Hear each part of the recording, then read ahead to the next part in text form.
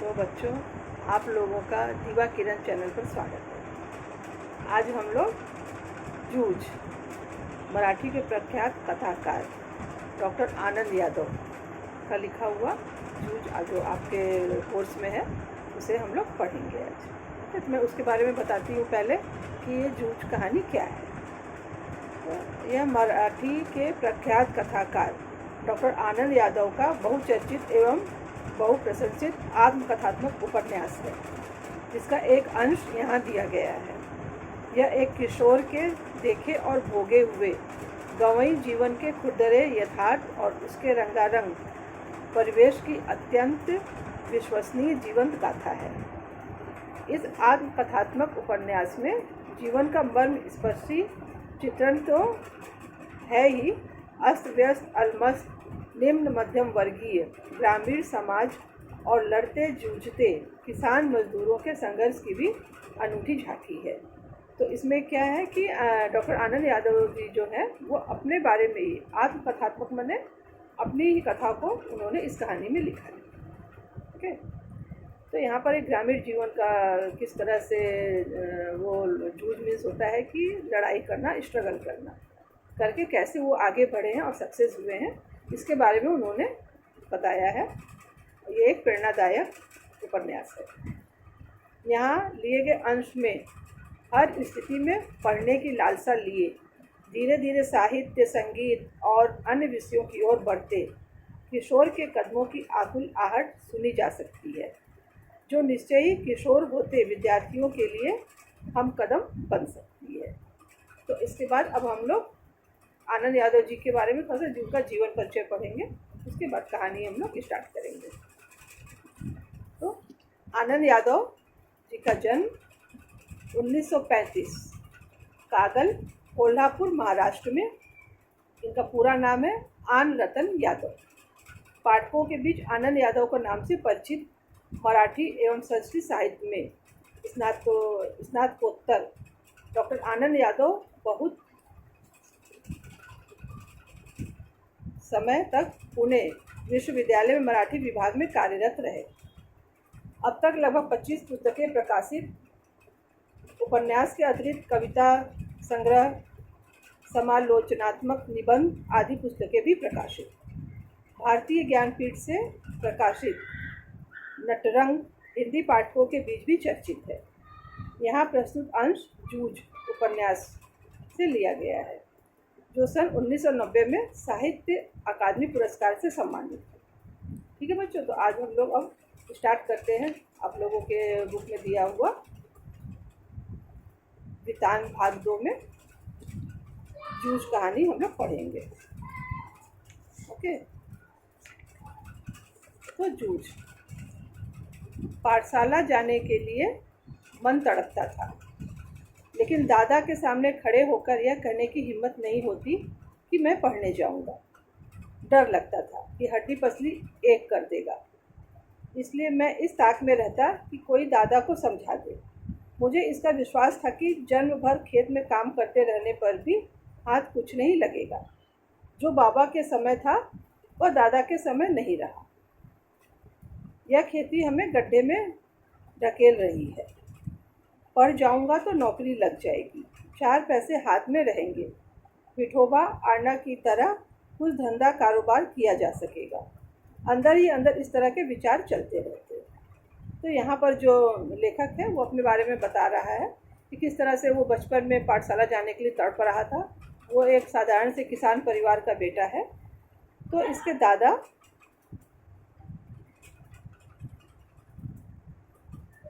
जो उनके जो बाबा के समय था वह दादा के समय नहीं रहा, यानी कि पहले जो इनका जो संपन्नता थी अब धीरे धीरे कम हो गई है। तो उसी के बारे में ये बता रहे हैं और किस तरह से ये पाठशाला जाना चाह रहे हैं। काम तो ये किसान का करते ही थे और साथ में पढ़ना भी चाहते थे।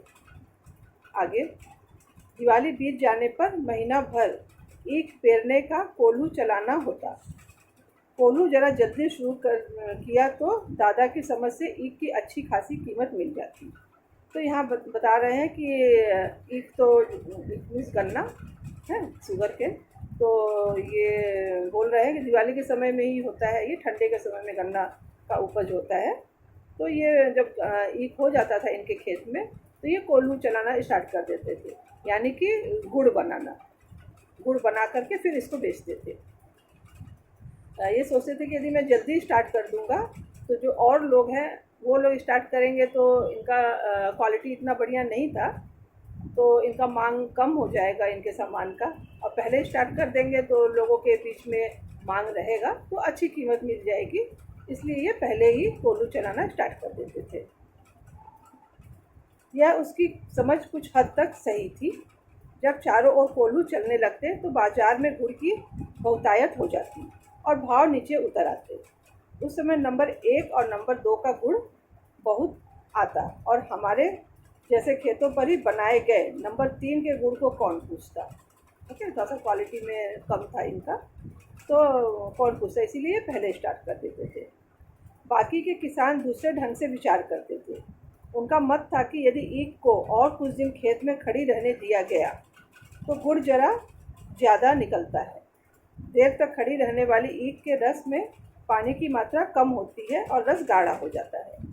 यानी ईख थोड़ा सा पक जाएगा तो ईख गाढ़ा हो जाएगा, तो गुड़ उसमें से ज़्यादा निकलेगा। इसलिए वो लोग और किसान जो है वो देर में स्टार्ट करते थे, तो उन लोगों का क्वालिटी भी अच्छा होता था इसी कारण से। लेकिन इन्हें तो था कि यदि मैं पहले नहीं करूँगा तो मेरे गुड़ की तो मांग नहीं हो पाएगी, बिक्री नहीं होगा, इसलिए पहले स्टार्ट करते थे। लेकिन दादा की समझ से गुड़ ज़्यादा निकलने की अपेक्षा भाव ज़्यादा मिलना चाहिए, इसलिए सारे गांव भर में हमारा कोल्हू सबसे पहले शुरू होता था। इसी कारण वह इस वर्ष भी शुरू हुआ और हम उससे जल्दी निपट गए, आगे के काम में लग गए। सभी जन धूप में लेटे हुए थे। माँ धूप में कंडे थाप रही थी। मैं बाल्टी में पानी भर भर कर उसे दे रहा था। कंडे मीन्स गाय के गोबर से बनाया जाता है ये गोईठा, जिससे कि गाँव में चूल्हा जलता है या और भी कामों में आता है ये। तो माँ भी अपना गाय के गोबर का उपयोग किया करती थी, उसे कुछ पैसे उसे भी मिल जाते थे। कुछ ना कुछ बातचीत भी कर रहे थे, हम दोनों ही थे, इसलिए यह सोच करके कि बात माँ से कहनी चाहिए, और मैंने अपने पढ़ने की बात छेड़ दी।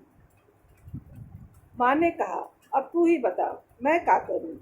पढ़ने लिखने की बात की तो वह बरहेला सुअर की तरह गुर्राता है। तुझे मालूम है, माँ के मन में जंगली सुअर बहुत गहराई में बैठा हुआ था। बोल रही है कि इतना ज़्यादा वो उसका जो दादा है वो इतना तेज चिल्लाता है, तो मैं कैसे तुम्हारे दादा से कैसे बात करूँ। अब मला मीन्स खेती के सभी काम बीत गए हैं, मेरे लिए अब कुछ तो करना नहीं रह गया है, इसलिए कहता हूँ तू दत्ताजी राव सरकार से मेरे पढ़ने के बारे में कह। आज ही रात को उनके यहाँ चलेंगे, मैं चलूँगा तेरे साथ। तू उन्हें सब कुछ समझा कर बता दे तो वे दादा को ठीक तरह से समझा सकेंगे। तो वो बोल रहा है कि गांव के एक दत्ताजी राव सरकार हैं, तो वो बड़े आदमी हैं, तो उनकी बात लोग सुनते हैं। तो बोल रहे मेरे साथ चलो और दादा को वो समझाएंगे, तो वो बात को समझेंगे। अब खेती का काम भी ख़त्म हो गया है, तो मुझे पाठशाला जाने दे। तो उनकी माँ कहती है ठीक है चलेंगे। माँ ने हाँ तो की, लेकिन अंदर से माँ के स्वर में उदासी थी। मुझे भी मालूम था कि इतना करने पर भी कोई लाभ नहीं होगा, लेकिन वह मेरा मन रखने के लिए जाने को तैयार हो गई। मेरी तड़पन वह समझती थी। 7वीं तक पढ़ाने की उसके मन में तैयारी थी, लेकिन दादा के आगे उसका बस नहीं चलता था। यानी कि बच्चा अभी 7वीं क्लास में भी नहीं है। माँ उसकी चाहती थी कम से कम 7वीं तक तो पढ़ ही ले, लेकिन दादा के सामने बात करने का उसका हिम्मत नहीं होता था। रात को मैं और माँ दत्ताजी राव देसाई के यहाँ गए। माँ ने दीवार के सहारे बैठकर दत्ताजी राव से सब कुछ कह दिया। वे भी इस बात से सहमत हो गए।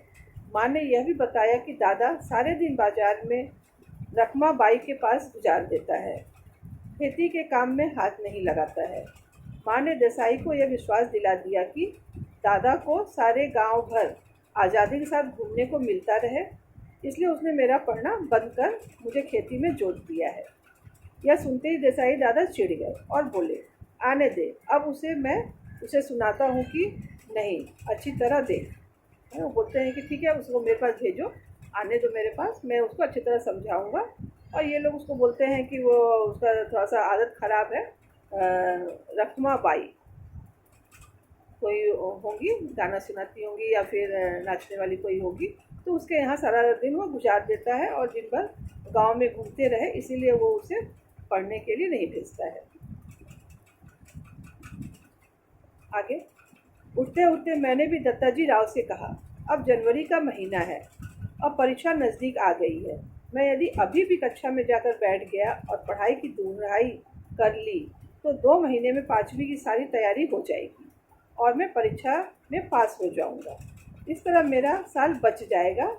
अब खेती में ऐसा कुछ काम नहीं है, मेरा पहले ही 1 वर्ष बेकार चला गया है। जो बेचारा बच्चा है वो 5वीं क्लास में है, पढ़ रहा था, तो उसे पढ़ाई छोड़ना पड़ता है।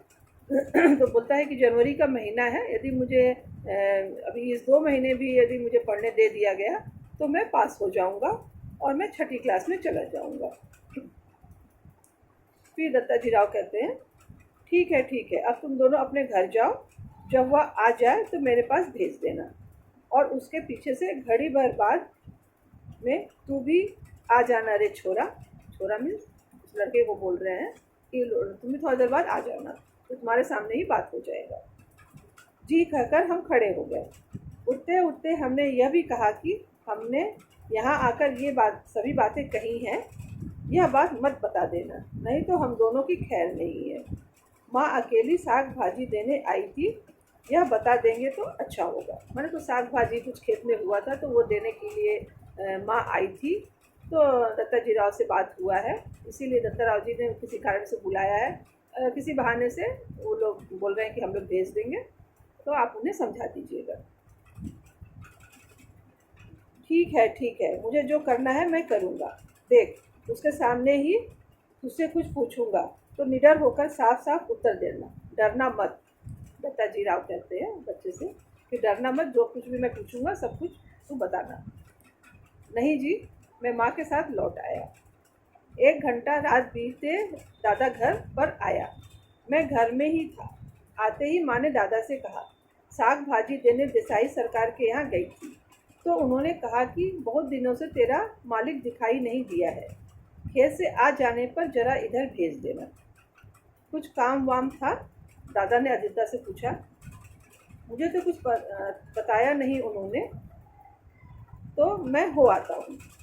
तब तक तू रोटियाँ सेक ले, गड़पा आए तो उसे खेतों पर भेज देना पहले ही। वो ये बोल करके चला जाता है कि ठीक है, तू रोटियाँ बना, मैं दत्ताजी राव से मिलकर आता हूँ। दादा तुरंत उठ खड़ा हुआ। देसाई के बाड़े का बुलावा दादा के लिए सम्मान की बात थी। मैंने वहाँ पर ये थोड़ा सा गरीब परिवार है, तो इतने बड़े लोग उसे बुला रहे हैं, तो वो खुश होकर के वहाँ जाता है कि ये मेरे सम्मान की बात है कि वो मुझे याद कर रहे हैं। आधा घंटा बीतने पर माँ ने मुझसे कहा कि अब तू जा, कहना जिम ने बुलाया है। जिम ने मीन्स खाना खाने के लिए बुलाया है।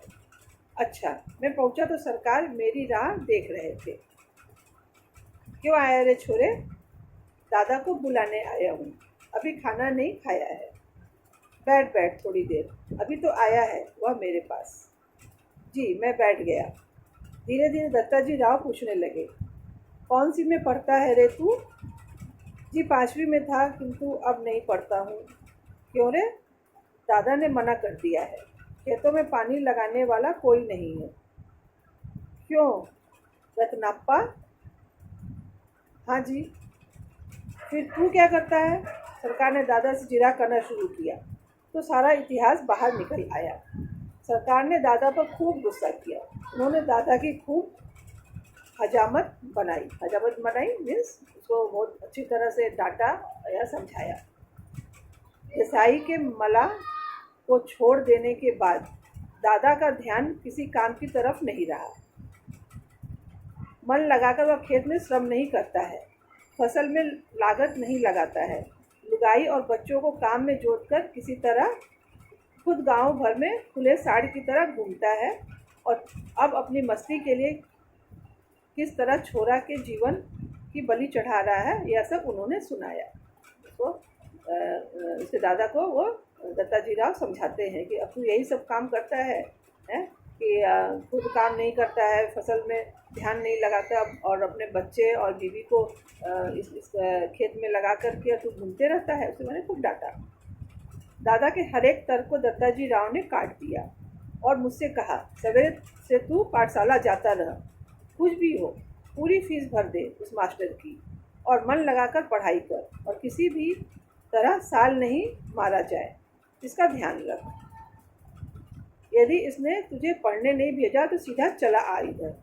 सुबह शाम को जो हो सके वह काम कर, यहाँ और पाठशाला जाते रहना।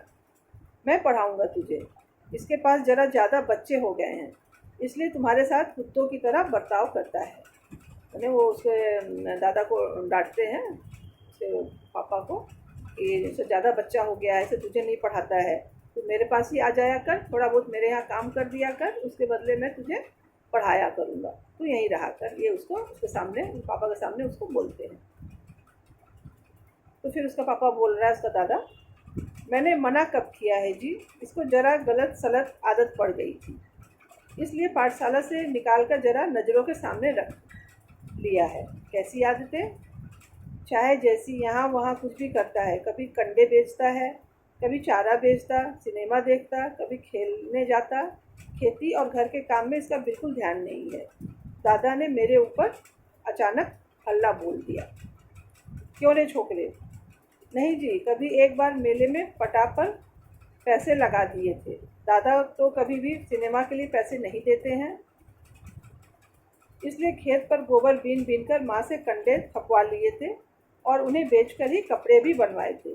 उसी समय एक बार सिनेमा भी गया था, मैंने भी झूठ सच मिलाकर ठोक दिया। तो जो बच्चा है वो भी मैंने बोलता है कि नहीं नहीं, जो दादा मेरे ऊपर इल्ज़ाम लगा रहे हैं वो सब गलत है।